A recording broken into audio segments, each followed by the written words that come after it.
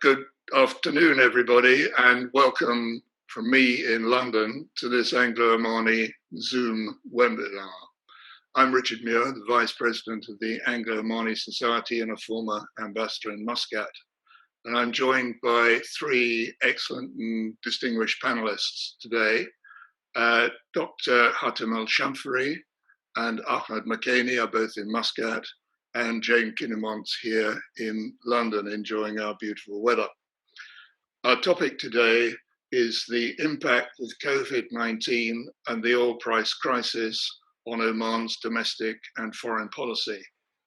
It's perhaps an appropriate time after the changes and challenges of the last 5 months to begin to take stock, particularly as the lockdown eases somewhat, both here in London and in Muscat. This is a 1-hour session. We're recording it and it will be available subsequently on the Anglo-Omani Society website. We're asking each of our panelists to give a 10-minute presentation, and after that we'll go into questions. I've got some already from recipient members of our audience who've emailed them through. Others as we go, please use the Q&A function on your Zoom system and we'll aim to pick them up here and reply to as many as we can within the time. A word about our three speakers. Dr. Hatem El-Shamfari is Assistant Professor in the Department of Economics and Finance at the College of Commerce and Economics at Sultan Qaboos University. He holds a doctorate in economics from the University of Strathclyde, and he's well known to the Society as a speaker. I remember his last lecture at Sackville Street. Seems like yesterday, but it was in fact 2 years ago.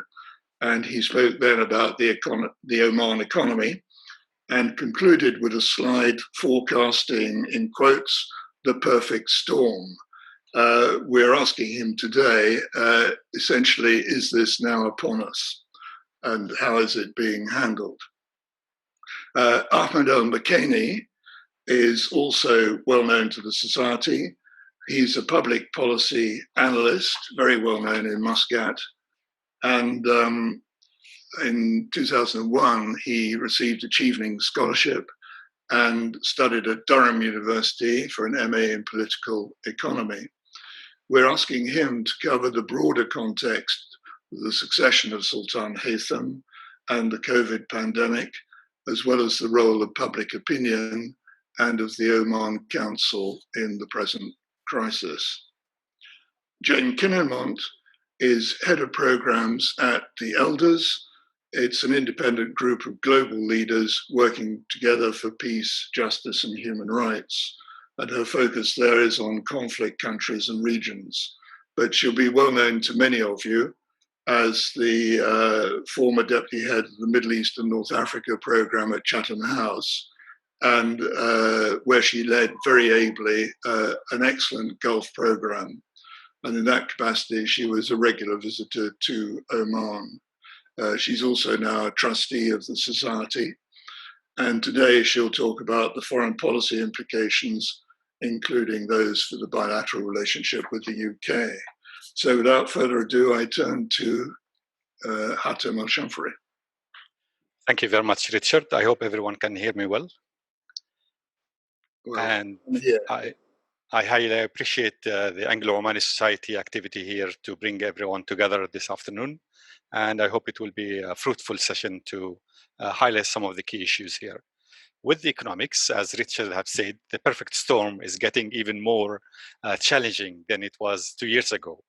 2020 is extremely extraordinary year for Oman, with the pass away of His Majesty Sultan Qaboos bin Said and the new Sultan in place, Sultan Haytham. We are very much looking forward to a future that's obviously full of challenges economically, socially, and politically, as well as from the foreign relationship point of view. The pandemic of COVID-19 has been a big surprise, with the extraordinary drop in oil prices that year to date has dropped by 41% for Oman crude oil. This was absolutely unexpected, even with the budget that was highlighted at $58 per barrel for Oman Budget 2020. The situation was very challenging. And now we can see that the oil price in May has dropped to $23 per barrel on average. And this is extraordinary, knowing that the cost of production for Oman crude is somewhere close to $30 per barrel. So in May, we've not even been able to cover the cost of production. But nevertheless, we had to continue producing. Otherwise, it will be extremely costly to stop. This is why we are here. The oil prices since May has improved slightly. Since we are selling our oil in the future market, we know what is expected in June already, which is in the low 30s. With this, obviously, there is expectation that the growth of the economic activities will drop by about 2.8%, a combination mainly of a drop in oil production and a slowdown in non-oil activities. The IMF expects that the growth in 2021, subject to many assumptions, is likely to go up to 3%. But that's again a lot of question mark if that will happen or not. In 2019, the real growth was less than 1%, 0.5%.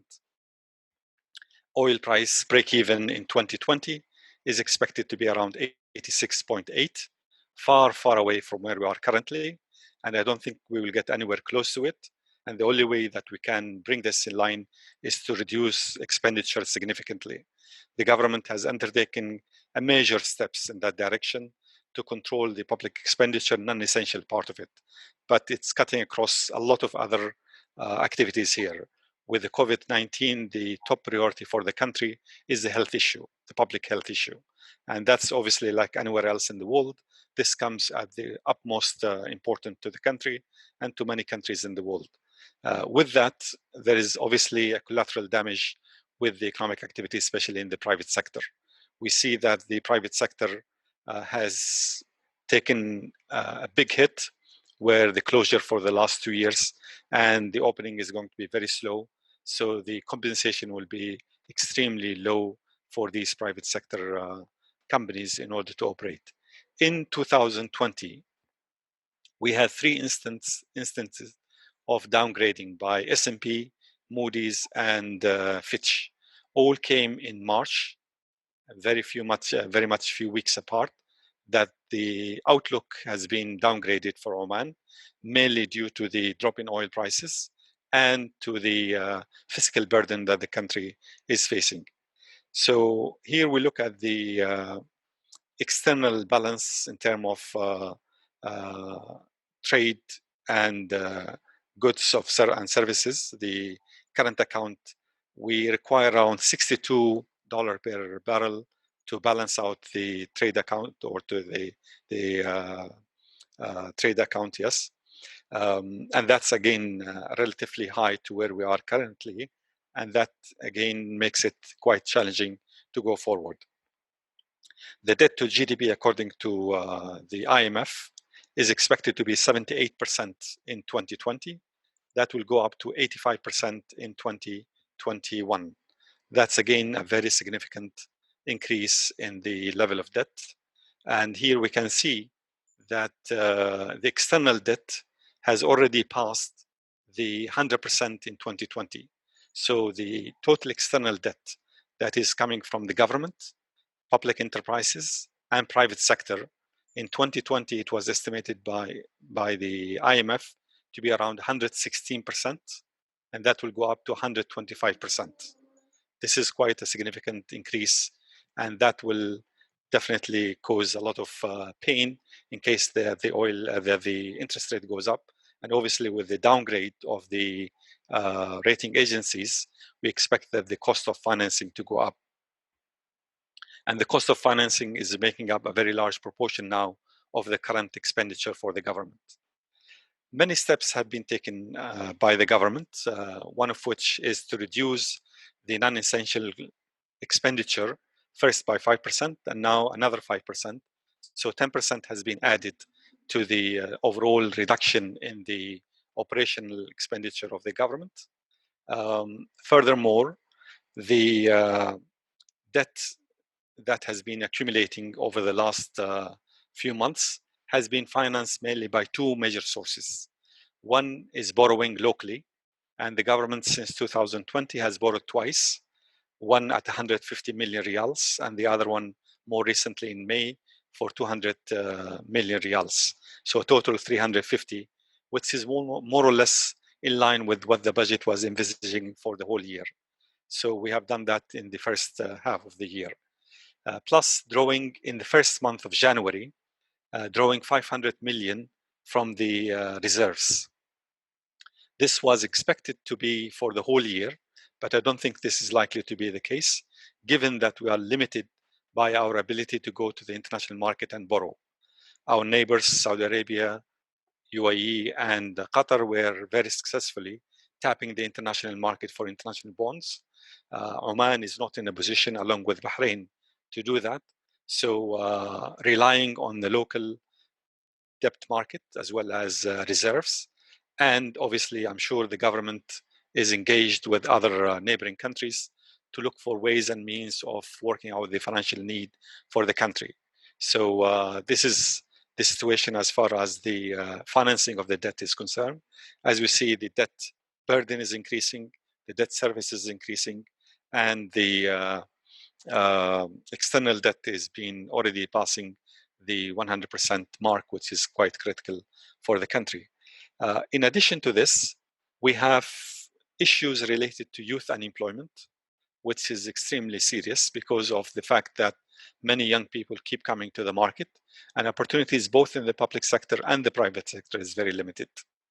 The private sector is going through a lot of pain in terms of adjusting to the new norm with the COVID-19.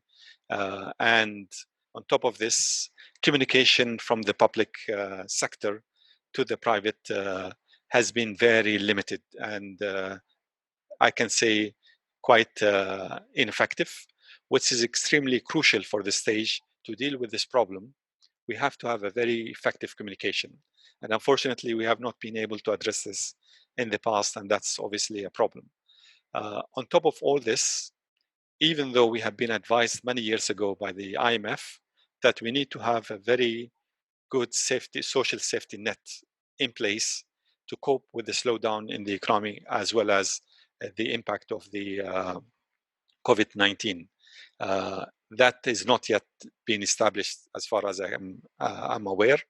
And this is obviously going to create even more problem dealing with the issues. I think dealing with the economic issues is clearly going to be painful, but lack of communication will make it even more challenging to be able to implement it and for the public to accept it. With all this, we are in a very high uncertainty period, especially in the short term. While we know that in the medium term and the long term, there may be more stability in the oil price that will go further up.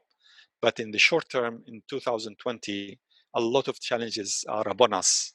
And I have very high confidence in His Majesty Sultan Haytham's policy and directive that he has been issuing to control such a challenge to some extent. But it is extremely difficult to overcome it totally. So I'll leave it here and I'll leave the rest for the Q&A. Thank you, Richard.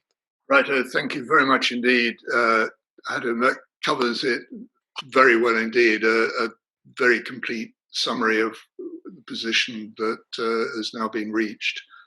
And we'll go on to questions after all three panelists have spoken, but there's already some very interesting ones coming up. Ahmed, we'll turn to you. Thank you very much, and it's really a great pleasure and honor to speak to members of the Anglo-Omani Society and to be next to Jane and Dr. Hatton in this distinguished panel. I think perhaps I would like to address 3 points, or maybe summarize my intervention in 3 points. The first one is the institutionalization of the state. And the second one is which comes first, fiscal balance or economic reform, and whether COVID-19 is a problem or the oil price is a problem.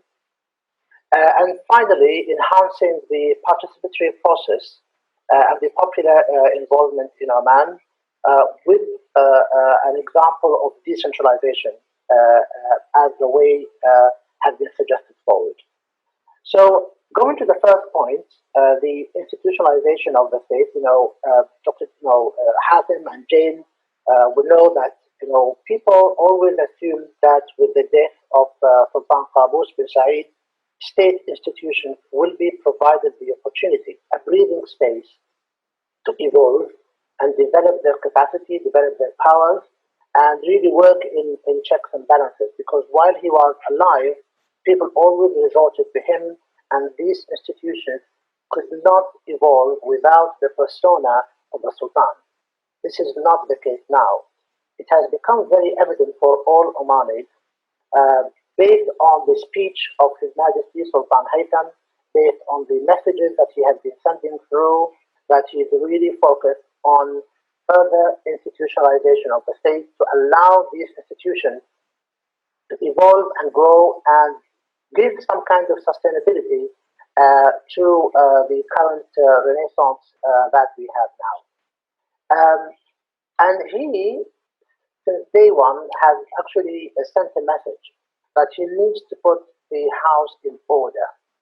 Putting the house in order means that he needs to get the fiscal sustainability in place, including the cost cutting that which Dr. Hatem has referred to, and he has really given an example by cutting the cost of the royal households and the royal courts and other elements within the Diwan.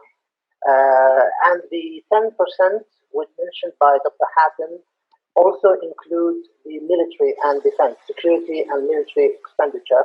And they were asked specifically to actually be serious about cutting the non-essential expenditure and entertainment that they used to have. He also, in his speech, as part of putting the house in order, he has focused on slimming the government. It has been a nightmare. The government authority is growing beyond control, or was growing beyond control. So as he was the head of Oman 2040, he realized that the first step to be done is to really cut down the size of the government. This does not mean to reorganize institutions like merging two ministries or three ministries together. It means that we really need to cut down the number of civil servants, because wages and salaries make around 64%, and please correct me if I happen, about 64% of our current expenditure or current budget. This is not manageable. You really need to cut them down. This will allow, on one hand, to manage the expenditure. Also, it will allow revising the current wages of the public service to make the private sector more appealing than the public sector. And also to use, whenever it is possible, the public sector as a kind of a co-option, as was the case in the early 70s and early 80s. So the restructuring now is going to wait until the current layoffs are being planned. We have until the end of the year to get rid of about 70% of all Omanis who served 30 years and above in the government. The initial proposal put forward to His Majesty Sultan Haytham was in the range of 30% of the entire public servants. So we'll need to see how that actually would be managed. That would definitely have an impact on pension funds, but also the proposals put forward suggest that pension funds would readjust within 2 to 3 years of that, bearing in mind, as part of the package of restructuring the government, is to reduce pension benefits. Because if they go out now, if these people are retired with the existing benefits, it will be further expensive for the government to actually pay for that. The other element, this would perhaps be the final point in the institutionalization of the state, is the issue of fighting corruption, so building more social justice. Social justice manifests itself through fighting corruption, providing more equitable and better access to welfare and services. So there will be a revision on the subsidy system. So only those who need to receive these subsidized services would actually receive them. And finally, better human rights record. And as you all may know, His Majesty Sultan Haytham has ratified the accession of Oman to the Convention of Economic, Social and Cultural Rights, which was pending for a long time. This is a remarkable achievement at the beginning of his reign. So that, in a way, concludes my first point about the institutionalization. And Richard, please wave at me if I'm actually exceeding my time. My second point, briefly, is about fiscal balance and economic reform. This is the current struggle that we have at this moment in Oman. The focus has been so far about fiscal balance, which might actually impact negatively the prospect of economic sustainability. What has been put as advice to His Majesty Sultan Haytham and the team that we really need to put economic sustainability and economic reform as the locomotive for the fiscal sustainability, not the other way around. Particularly in the case of Oman, because otherwise, with focusing on fiscal sustainability or fiscal reform, we might actually stifle the economy. And one of the other elements to do with this is the current discussion on the impact of COVID-19 on the Omani economy. In fact, COVID-19 is estimated to impact only or mainly 47%, or maybe I would say 64% of the services contributing to the GDP. So we are talking about service sector and industrialized activities. These only contribute 64% to the GDP and a minute 11% to the government revenue. So the impact of COVID-19, in my assessment, on the economic situation of Oman would not be so huge, or particularly on the revenue of the government, but the impact of oil, as also mentioned by Sahadan, will be significant. And the only way to mitigate the impact of oil is to really diversify and work on the restructuring the economy much more appropriately. And one of the ideas put forward through Oman 2040 is to determine an economic identity that gives Oman a competitive edge in that regard, which then can really channel all resources to create the right momentum to make the difference that we require. Coming to my final point regarding the enhancing the participatory process in the country and the popular involvement, I would like to mention perhaps three sub-points. First sub-point, it was very interesting for me to realize that His Majesty Sultan Haytham re-naturalized the sons of Imam Ghalib. So the two children of Imam Ghalib were actually given their Omani citizenship again, and they were allowed to come back into the country and really, be part of the political landscape. And that is an interesting step forward.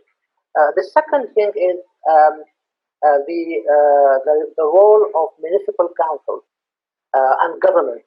His Majesty, though I have not yet confirmed this again, he has asked now that each of the municipal councils or the governments to be given about 10 million Omani riyals to be utilized for the development of each region, to provide each region something of to serve its own competitiveness against the other region. And finally, in this point, and to conclude my intervention here, is the decentralization. Something that we are working on now with the Oman National Spatial Strategy and the Oman 2040 is to revise the current role of municipal councils and to give more autonomy, financial and administrative to an extent, to these regions. I would like to end with this, and then I look forward to your questions. Ahmed, thank you very much indeed. That covers a lot of ground very succinctly. I'm very grateful. I think, too, that it takes care of a number of the questions that have already popped up. But we'll proceed now to Jane, please. Thank you. So I'll speak more about the international context and conclude with implications for the relations between Oman and the UK. I think that, all of the Gulf states have initially had some advantages in dealing with the pandemic because they've been able to move quite quickly to lock down and limit the spread. They have pretty effective state capacity. They have universal or near universal healthcare systems. But the indirect impacts of this pandemic are going to hit all of the Gulf states pretty hard. We're already seeing, the problems caused by the collapse in oil prices, which has been worsened by the pandemic. And depending on what kind of global recession we see ahead of us, there could be very significant impacts on trade and tourism. So unfortunately, I think the picture for the Gulf is quite a difficult one in the years ahead. And I'm a little concerned to see that quite a lot of what is being published in the commentary around the Gulf countries, I think, has a lot of false optimism. To me, it's rather reminiscent of the 2008 financial crisis, where initially there was a huge amount of published analysis in the Gulf saying, basically, we're not going to be affected. And inevitably, they were very badly affected because these are small, open economies that are highly dependent on global trends and increasingly on growth in emerging markets, including, of course, China. Now, I don't think our panelists here have been guilty of false optimism, but I think it is going to be a tough few years for all of the Gulf countries. And that also means that I've seen rightly several questions about the role that Oman's Gulf neighbours might play in offering it assistance and economic development. But I think that all of them are also going to have a difficult time in the years ahead, with one of the major variables being what happens to tourism globally. So there won't be a lot of easy cash to come by anywhere in this region. Another issue that will have an indirect impact on Oman and the rest of the Gulf is, what happens if COVID-19 spreads very badly in some of the Middle East conflict zones, especially in Yemen. We're starting to see reports coming out from Médecins Sans Frontières. But I think what I want to emphasize is that we're at the beginning of a very long journey of understanding what COVID-19 will mean for the world. We are in pretty early stages of it in the Middle East. And there are very serious risks to some of the conflicts around Oman, which will make Oman's ability to be a country that can facilitate dialogue and diplomacy all the more important. And I think that is a key issue for the relations with the UK. I believe that those relations are deeply rooted, but I also think it is the case that UK decision makers are often not as familiar with Oman as with some of the other Gulf countries, because Oman is essentially a country that is under-marketed and doesn't always speak with a very loud voice. But I think there is a very strong convergence of interest between Oman and the UK when it comes to conflicts in the region, and two of those in particular, one being Yemen and the need, to build on this recent unilateral ceasefire and actually get back to peacemaking. And secondly, the risks that are still present of confrontation between the US and Iran. So there is a huge amount of scope for the UK and Oman to be working together more actively on foreign policy. But of course, every country in the world is currently quite preoccupied with their own immediate national issues with the pandemic. So it's not, although those interests I think are very close, it's not necessarily the case that will translate into action. I think one other thing that's positive for Oman from a foreign policy point of view is that the neighbouring countries over the past year or so have also come to realise that the risks of confrontation between the US and Iran are really rather dangerous and damaging to all of them.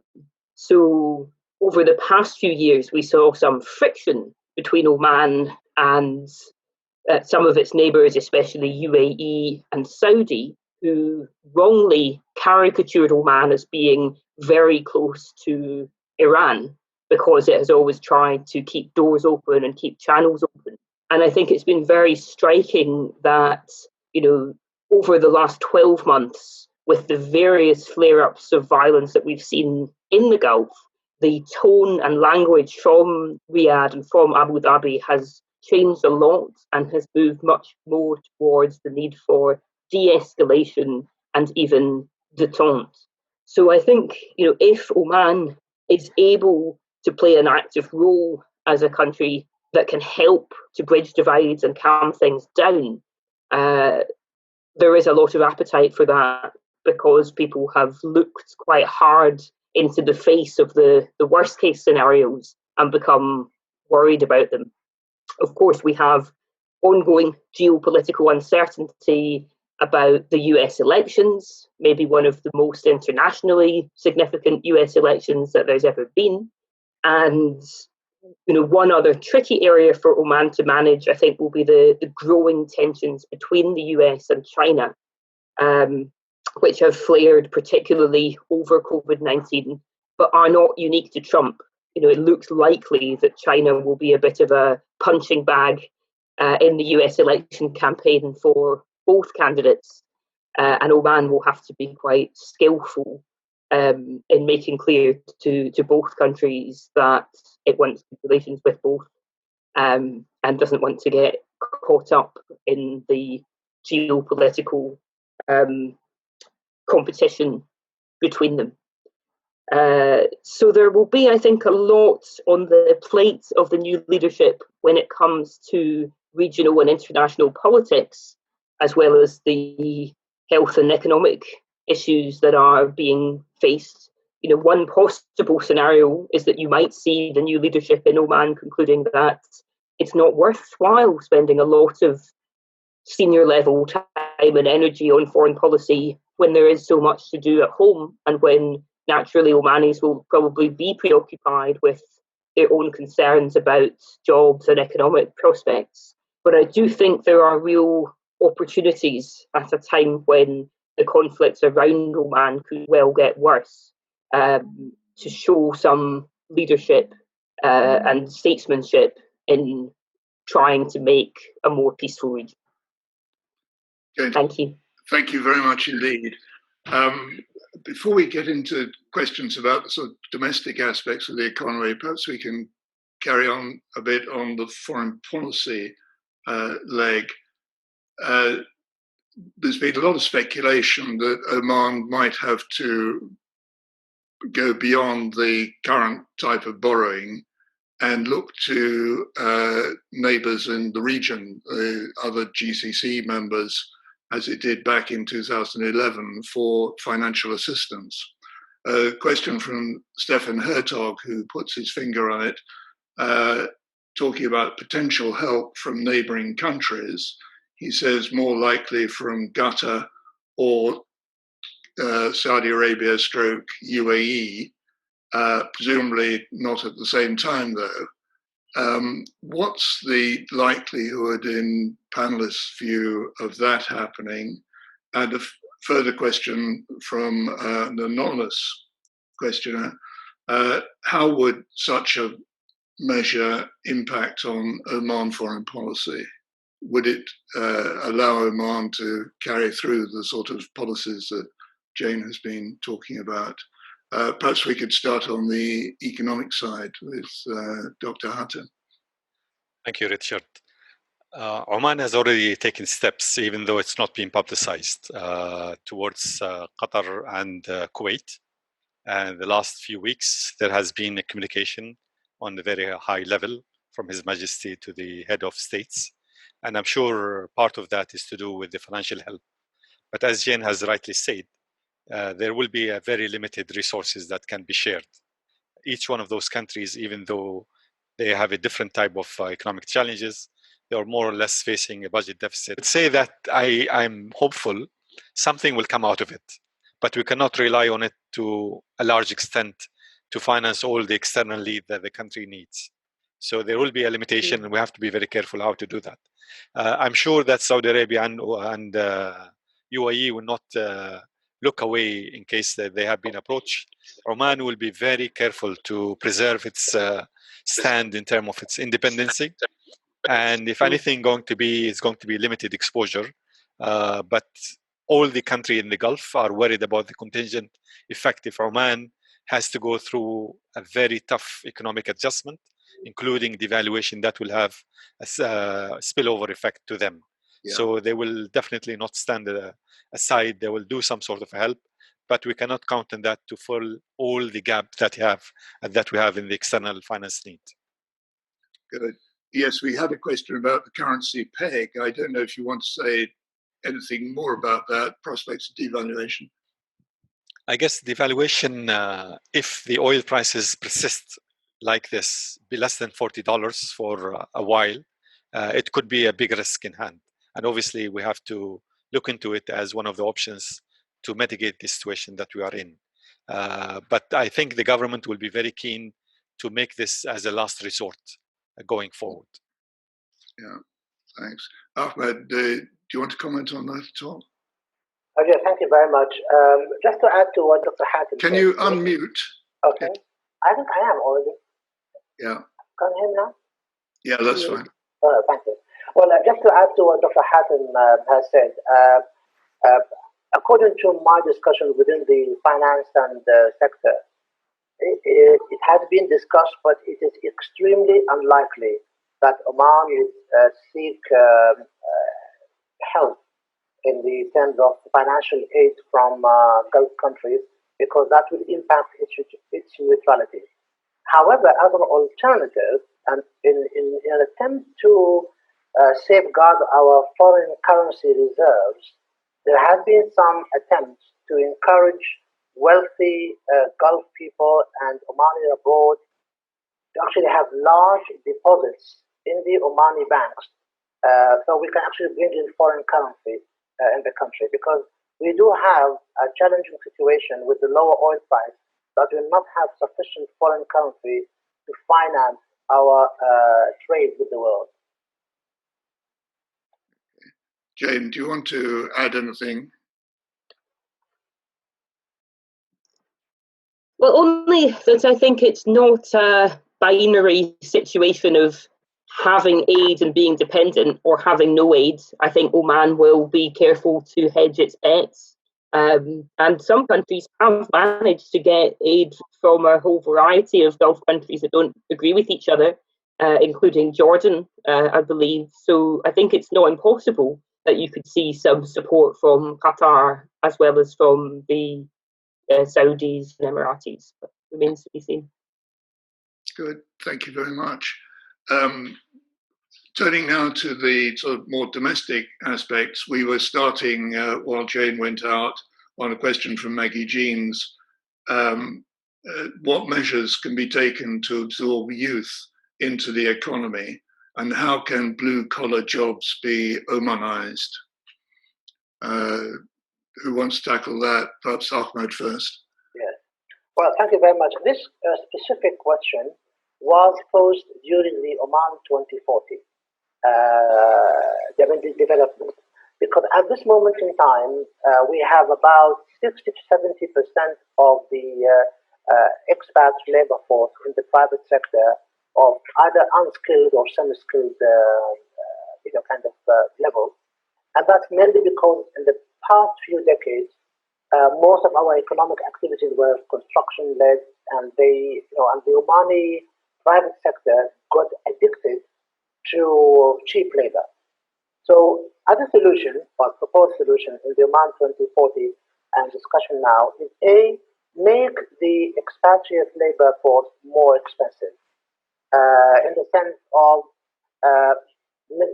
establish minimum wage for the expatriate labor force, encourage or actually make the mandate for the employers of the expatriate labor force to actually register them with the PASI, which is the Public Authority for Social Insurance.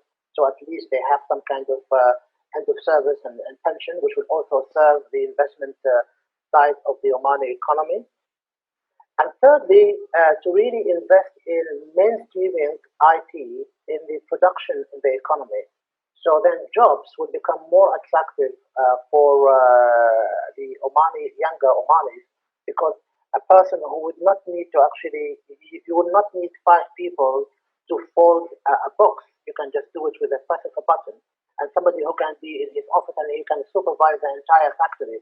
So to make it more technologically driven, that would actually encourage Omanis. And finally, is to really make the private sector more appealing for Omanis. Because at this moment in time, the private sector employment of Omanis has been growing steadily at around 6% every year, while employment in the public sector is barely making 1% as growth rate. Yes, there was a question from Paul Sheridan too on this theme.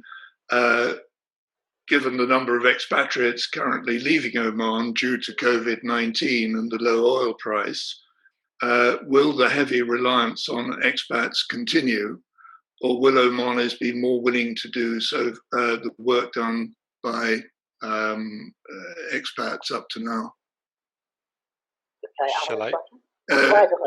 Okay. Sure. I can take that. Regarding the shifts, the extraordinary circumstances that we are in call for a major shift in terms of our culture and attitude towards work. And part of that shift is to do with the signals that the government is sending to the youth who are looking for jobs. One of the major obstacles has been in the past for Omanis to go into blue-collar jobs was that they hope to get public jobs that are much more safe, well-paid, and much more relaxing atmosphere compared to the private sector. This is changing now, and I see that the signals that is coming from the government, one after the other, is indicating there is going to be a shift. There is going to be limitation as to how much the public sector can take in terms of employment, as well as the need to consider the private sector. This requires a lot of change in the attitude and a lot of education that goes along with it. It cannot happen by itself, but this is a good catalyst for the shift that we need to do. Change in attitude, change in the way we perceive employment in the private sector, and change of the laws and that governs employment in the public sector that has been not so much inducive to the private sector to grow, and there is a lot of constraint along with that. So currently, while there will be a large exodus of expatriates across the Gulf who will be leaving the region after the opening of the transportation through airline and other means, the local have to look into the opportunities in the private sector. And that will be slow change, but it has to take place. And the government can play a very important role in this. The attitude has changed not because of the options that they have, but because of limited options that they will have, and they have to take on these opportunities as they come.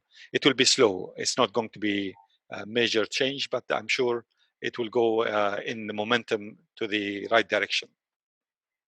Okay, thanks very much. Some of the questions now turn to the question of what are going to be the new growth areas. We have one from Baroness de Souza. Will the government of Oman provide additional support for small and medium-sized enterprises and entrepreneurial ventures so that they can move into new and growing areas? Who'd like to take that? It sounds like Dr. Hatem again, I think. Regarding the new growth area, I see food security as a major growth area, specifically food security that is coming from the sea. Oman has a great opportunity to develop this, and they have already embarking on this. Food generally, as we can see from the fallout of the COVID-19, that countries are restricting exports of essential like rice and grain and all. This is an important area that has been targeted, but not been taken as a major focus in the past. I think this is a way that we can see a great opportunity to build on. SMEs, unfortunately, the experience in the past has not been so good. And with the challenges that we have currently in place, there has not yet been enough support to the SMEs. And I can see a lot of suffering on that front. And that's quite unfortunate because we are not able to address these issues to stabilize the economy. And part of that stabilization is to do with the private sector activities, and specifically in the SMEs area. I think there is a lot to be done there, and I hope we will be able to get around it. But so far, it has not been a very good story. Thanks very much. There's one, Ahmed, do you want to comment? Yes, thank you. Just perhaps to add one tiny element, and that is the role of technology.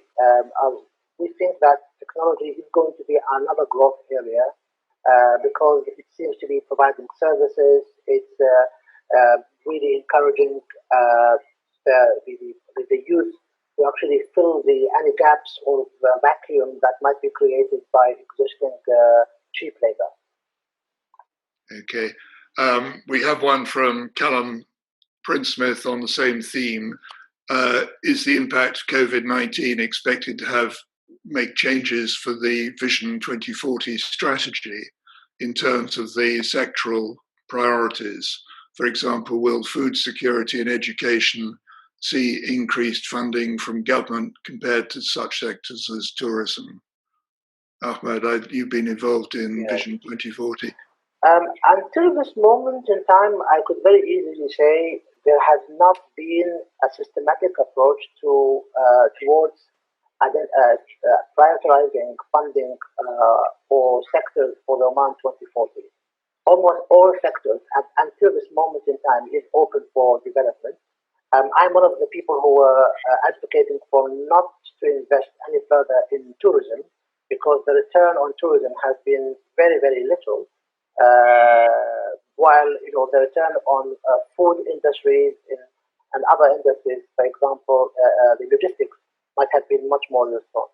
So to go back to the question, would they actually go back and change these sectors? Not really, because at this moment in time, they have not actually identified these sectors, apart from the 5 in the previous 5-year plan. There is a proposal now put forward to the government, revived, I would say, not now, revived proposal, is to actually go and select 1 or 2 sectors to be the locomotive for the economic reform, and really channel all your efforts towards that sector, and then have all the other sectors subservient to it until it reaches a certain maturity level. Then you can go to another sector and so forth. Can I just make a quick comment here, Richard? Yeah, the vision, as Ahmed has said, is broad-based, aspiring issues that the country is looking for. So there is no specific sector-wise focus. And this sector-wise focus is going to be part of the 10th 5-year plan that starts 21 to 25. So this is now still in the process of making. And I'm sure they will keep in mind all the fallout that we have been experiencing through the COVID-19. Obviously, priority will be set differently. Unfortunately, what we have set in the 9th 5-year plan, 2016 to 2020, has not been addressed well because of the drop in oil prices since 2014. So unfortunately, the 5-year plan were a document that has a lot of wishful thinking that was not met by the challenges that we have encountered after the plan has been set.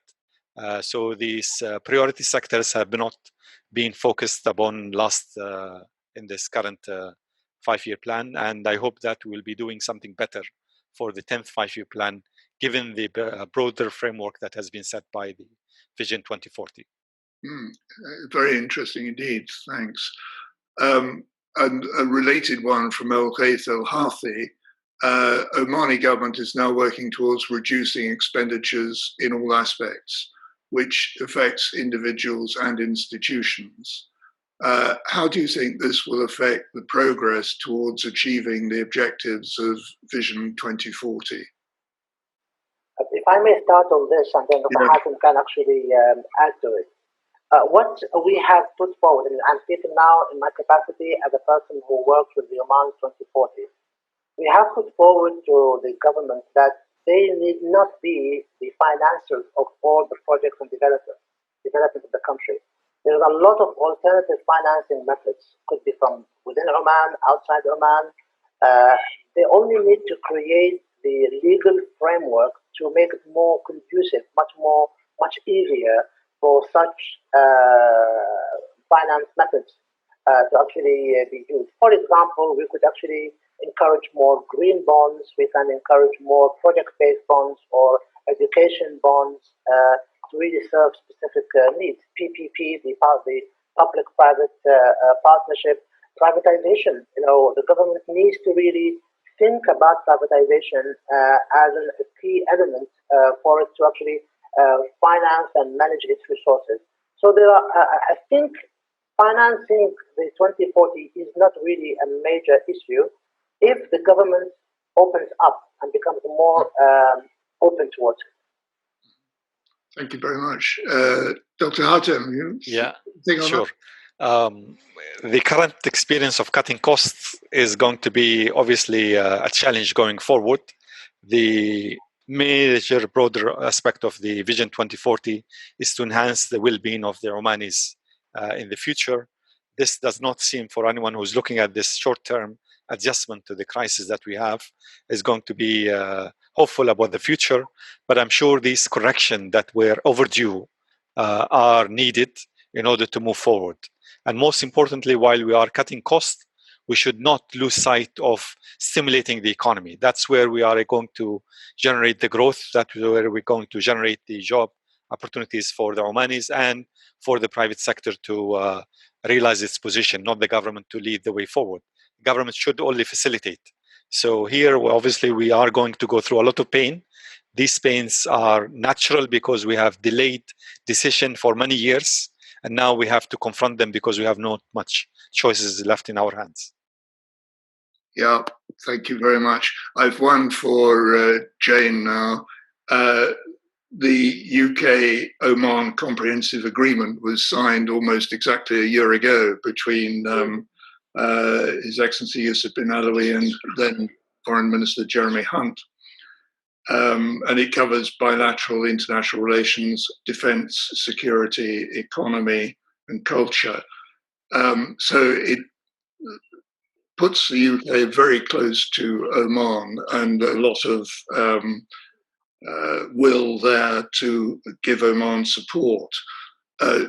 In present circumstances, what do you think Oman would be looking to the UK for in terms of support across these various fronts, and particularly on the economy? When it comes to the economy, I think a lot of it is about education, skills, and training, because of the awareness that youth productivity and entrepreneurship are going to be more important in the future with less oil money to go around. Sadly, many Omanis who were studying in the UK have had to go home for now because of COVID-19. But there is a massive change underway in the UK and around the world in terms of distance learning and digital learning and so forth. So I hope that one area that Oman and the UK can explore jointly would be to try to expand the UK's involvement in skills and training and education, even when people can't travel, and that's something that could continue longer term. Once more normal travel resumes, there may be opportunities to reach a wider audience of Omanis, people who might not have the resources to come to a UK university, but might be able to connect more often digitally with providers of education and training here in the UK. So I think there's a lot of good scope there for some creative work together. Thanks very much. I'm going to have to now start wrapping up. I've had a lot more questions than we've had time to answer. My apologies to those who put questions, got in early, but we still didn't manage to get to them. I think what this does point to is the demand is there, and I hope we can have a further session. I want to look at Oman and her neighbours again. We've had 2 sessions on that in the past, and I think another one is due. And at some point, we will invite our distinguished panelists back for a further go round these issues. I think what does come out of it very clearly is that there is now a great deal going on in Oman, both by the government and by people in the private sector and many others responding to deal with these issues. And there is a great deal of positive thinking about how they can be tackled. And I come myself out of this session feeling a lot more positive about the outlook for the future than I did when I came into it. And that is based on a lot of hard facts and figures that all 3 speakers have given us. So I'd like to thank them very much indeed on behalf of the 50 or 60 participants that we've had today for giving us a very valuable and very rewarding hour's worth. And we hope you will join us soon again for another webinar in the series. So Nick Smith behind the scenes at the Anglo-Omani Society, I thank very much indeed for helping us put this all together and getting it online. So thank you very much indeed. Thank you. All of you. And thank you to our audience.